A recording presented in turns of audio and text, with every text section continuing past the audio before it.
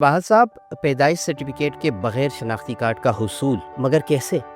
अगर मैं civil registration में जो अफराद रजिस्टर्ड हैं और नादरा की रजिस्ट्रेशन में जो अफराद रजिस्टर्ड हैं, इनकी तादाद को यकजा करके देखूं। वाहद साहब, क्या ये सहूलत कुछ मखसूस अफराद के लिए है, यानी इसमें कोई उम्र की हद भी रखी गई है? बुनियादी तौर पे ये हमारी जो जितनी भी एक्टिविटीज़ हैं, इसमें हम उस आबादी के हिस्से को टारगेट करना चाह रहे हैं जो अभी तक के रजिस्ट्रेशन के निज़ाम का हिस्सा नहीं बना। सोशल मीडिया पोस्ट में आपने कहा है कि ख़वातीन के लिए 18 साल से ऊपर की ख़वातीन और जो मर्द हजरात है वो 24 साल से ऊपर के मर्द हजरात के लिए ये एज डिफरेंस क्यों?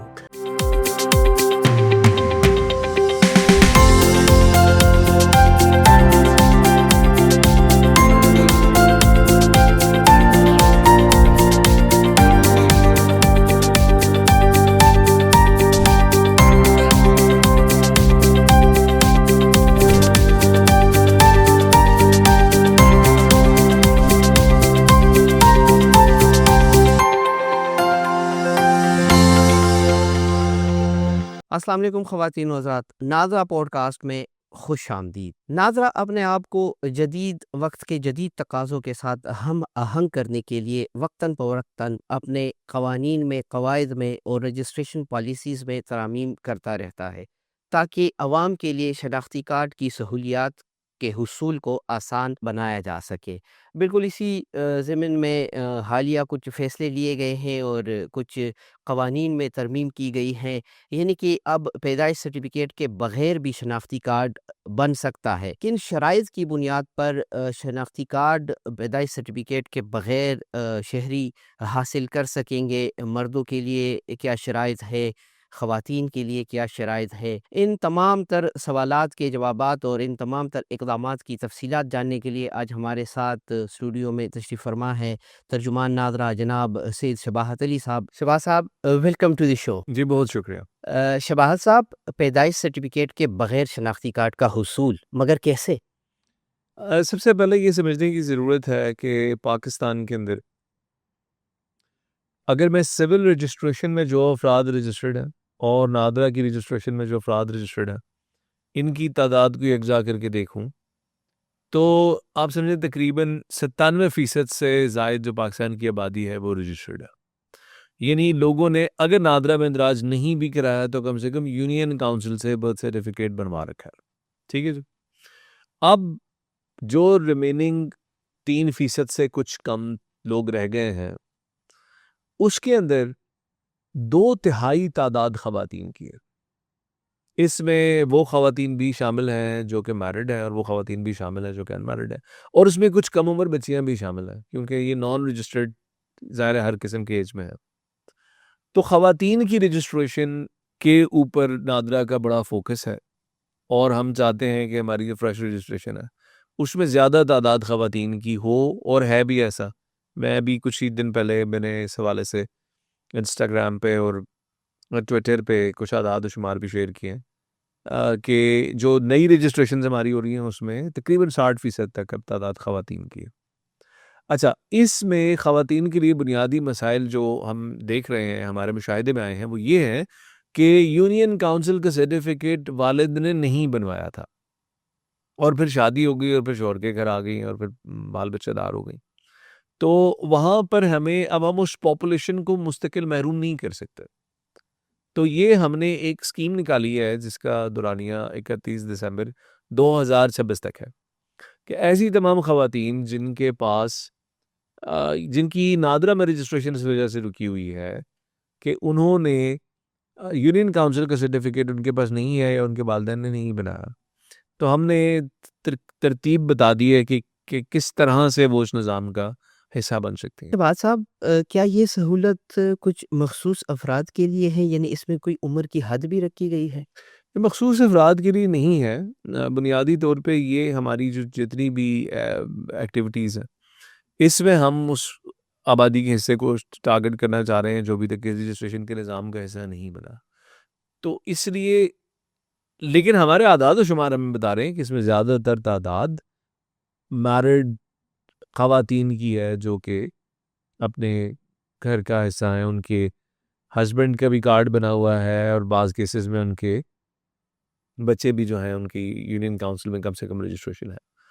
لیکن بہرحال اگر اس میں بڑی عمر کے افراد ہیں یا چھوٹے بچے ہیں تو ہم ان کی بھی رجسٹریشن کریں گے اس پروگرام کے تحت، جیسا کہ ہم نے اپنی سوشل میڈیا پوسٹ میں واضح کیا ہے. سوشل میڈیا پوسٹ میں آپ نے کہا ہے کہ خواتین کے لیے 18 سال سے اوپر کی خواتین اور جو مرد حضرات ہے وہ 24 سال سے اوپر کے مرد حضرات کے لیے، یہ ایج ڈفرینس کیوں؟ اچھا، مرد جو ہیں وہ اپنے جو گھر سے باہر کے معاملات ہیں ان میں بہت حد تک انڈیپینڈنٹ ہوتے ہیں، اور وہ یہ نہیں بہانہ کر سکتے کہ جی وہ مجھے گھر والوں نے نہیں چھوڑا. تو 18 سال سے ہم نے یعنی کہ جو بلوغت کی عمر ہے وہیں سے خواتین کی رجسٹریشن کا جو ہے وہ کھول دیا ہے بغیر اس کے. مردوں کے لیے ہم نے تھوڑا سا اس کے اندر ایک مارجن رکھا ہے، اور اس کو ہم تھوڑا سا اس نگاہ سے بھی دیکھیں گے کہ اپنے معاملات میں خود مختار ہونے کے بعد بھی 18 سال کی عمر میں آپ مطلب کم سے کم آپ ایک بالغ شہری کہلاتے ہیں، چلیں اگر آپ نے شناختی کارڈ نہیں بھی بنایا ہوا. تو یہ 5-6 سال گزر جانے کے بعد بھی آپ کو یونین کاؤنسل کی رجسٹریشن کا بھی خیال نہیں ہے اور نادرہ کی رجسٹریشن کا بھی خیال نہیں ہے. تو اس لیے ہم نے اس کو یہ دیکھتے ہوئے کہ مردوں کے اوپر جو ہے کہ ان کو ٹھیک ہے ذمہ داری کا بوجھ بھی زیادہ ہوتا ہے، لیکن ایک طرح کی اٹانومی، ایک خود مختاری بھی زیادہ ہوتی ہے ان کے لیے، تو ان کے لیے ایج کی عمر جو ہے وہ زیادہ رکھی گئی ہے. اچھا شہباز صاحب، جو 18 سال سے اوپر کی شادی شدہ خواتین ہیں ان کے لیے کیا کیا شرائط ہے اور کیا کیا کاغذات چاہیے ہوتے ہیں؟ جو خواتین شادی شدہ ہیں ان کے پاس سب سے پہلی جو ریکوائرمنٹ ہے کہ ان کا نکاح نامہ ہونا ضروری ہے، اور نکاح نامہ جو ہے یہ لوکل گورنمنٹ کا جاری کردہ نکاح نامہ اس سے مراد ہے. جی. اچھا، دوسری بات یہ ہے کہ والدین میں سے کسی ایک کا ہونا اور شوہر کا ہونا بائیو میٹرک تصدیق کے لیے ضروری ہے. یعنی کہ ان کی جو بائیو میٹرک تصدیق ہے وہ والدین میں سے کسی ایک نے کرنی ہے، ماں بھی آ سکتی ہے، باپ بھی آ سکتا ہے، اور شوہر نے بھی کرنی ہے. جب شوہر تصدیق کرے گا تو ایک طرف تو وہ ان کی لیے ایک ٹیسٹر بھی ہو سکتا ہے جو کہ ویسے بھی شوہر ویریفائی کر سکتا ہے اپنی خاتون کو، لیکن ساتھ ہی ساتھ یہ بات بھی تصدیق ہو جائے گی کہ یہ ان کی میرج بھی شوہر کی اس کے اندر بائیو میٹرک شامل ہے، اس کی تصدیق شامل ہے کہ میں یہ اقرار کرتا ہوں کہ یہ میری بیوی ہے. تو یہ دو چیزیں اگر یعنی کہ دو ویریفائرز اور اگر ایک ادر ڈاکیومنٹ آپ کے پاس موجود ہے نکاح کا تو خاتون کا اندراج کیا جائے گا. اور اگر کوئی ایسا اسپیسیفک کیس ہو جس میں والدین اور شوہر تینوں ڈیزیزڈ ہو تو پھر اس اگر ایسے کا کوئی کیا بہت ہوگا؟ اسپیسیفک کیس ہوا تو اس میں پھر جو ہے نا ہمارا جو آفس انچارج ہے اس کو اس کا ایویڈنس پریزنٹ کرنا ہوگا کہ جی والدین بھی وفات پا چکے ہیں، شوہر بھی وفات پا چکے ہیں، تو یہ میرے پاس ایویڈنس ہے. اس بات کا ثبوتی زبانی طور پہ آپ کی بات نہیں تسلیم کی جائے گی. یعنی کہ ان کے شناختی کارڈز کینسل ہوئے ہیں، ان کا ڈیتھ سرٹیفکیٹ آپ کے پاس موجود ہے، اور اگر وہ اس پر مطمئن ہو جاتا ہے آپ کے دیے ہوئے جو دستاویزات ہیں تو اس کے بعد پھر وہ رجسٹریشن کروا سکتا ہے، جس کے لیے آپ کو پھر اٹیسٹیشن آپ کا کوئی اور رشتہ دار کر کے دے سکتا ہے، یا 17ویں گریڈ کا افسر بھی آپ کی اٹیسٹیشن کر سکے گا. شہباز صاحب، غیر شادی شدہ خواتین کے لیے کیا شرائط ہے؟ غیر شادی شدہ خواتین کے لیے جو بنیادی طور پر چیز ریکوائرڈ نہیں ہے وہ شوہر کی موجودگی ہے. ظاہرہ والدین میں سے کوئی ایک آ سکتا ہے اور وہ آ کر ویریفائی کر سکتا ہے.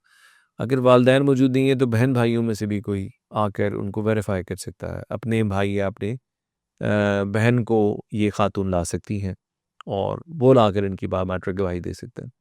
اچھا شہباز صاحب، یہ تو خواتین کے لیے ریکوائرمنٹس ہو گئی. اب آ جاتے ہیں مردوں کی طرف. 24 سال سے زائد جو مرد حضرات ہیں ان کے لیے کیا تقاضے مقرر کیے گئے ہیں؟ اگر وہ 24 سال سے اوپر کا بندہ ہے اور اس کے والدین موجود ہیں تو اپنے والدین میں سے کسی ایک کو لے کر آئے گا بایو میٹرک تصدیق کے لیے. کارڈز دونوں کے چاہیے ہوں گے یا کارڈ نمبر دونوں کے چاہیے ہوں گے، اور اپنے بہن بھائیوں میں سے کسی ایک کو لا کر تصدیق کرائی جا سکتی ہے.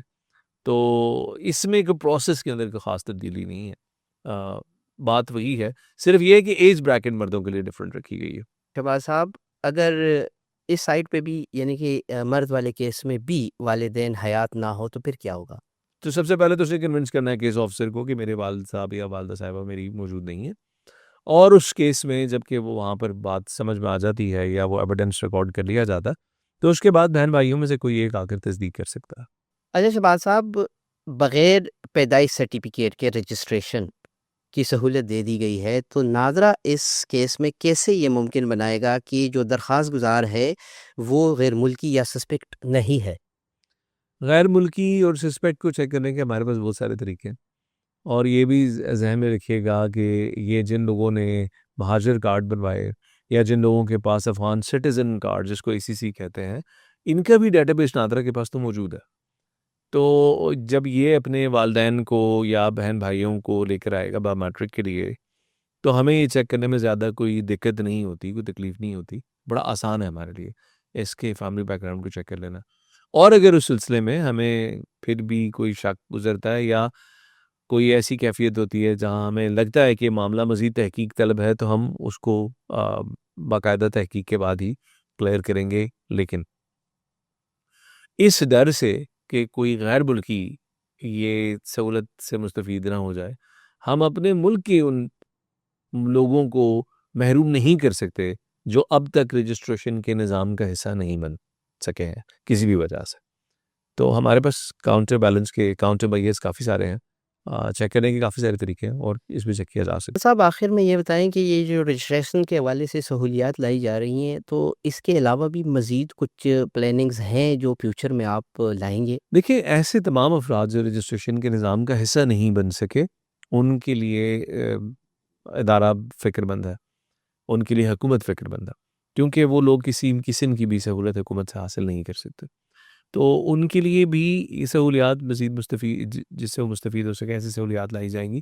اور ساتھ ہی ساتھ جو لوگ آلریڈی اپنے ڈاکیومنٹس کے اوپر یعنی انہوں نے رجسٹریشن کرائی ہے لیکن ان کے ڈاکیومنٹس اپڈیٹڈ نہیں ہیں، ان کے لیے بھی ہم مزید اس طرح کی سہولیات لانا چاہتے ہیں کہ بغیر کسی قطار میں لگے، بغیر کسی رش کا شکار ہوئے، وہ نادرا کی سہولیات سے مستفید ہو سکیں۔